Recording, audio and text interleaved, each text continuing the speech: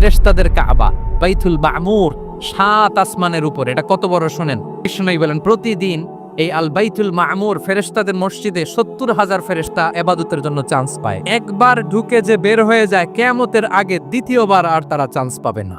ওইটা শেষ। এরপরে সিদরাতুল মুনতাহা সীমান্ত বৃক্ষ, এটা আরো বড়। ফেরেশতাদের জ্ঞান সীমানা ওইখানেই শেষ।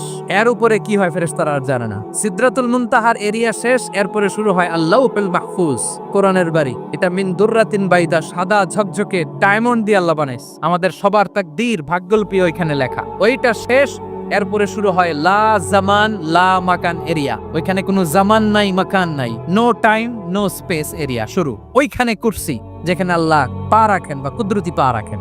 বড় রাজা বাদশারা সিংহাসনে বসে পা রাখে একটা টেবিলের উপর, শাহী টেবিল, ওইটার নাম কুরসি। আল্লাহ বলে ওয়াসিআ কুরসিয়ুহুস সামাওয়াত ওয়াল আরদ। আল্লাহর এই কুরসিটা এতক্ষণ যা বললাম এই সবগুলার চাইতেও বড়।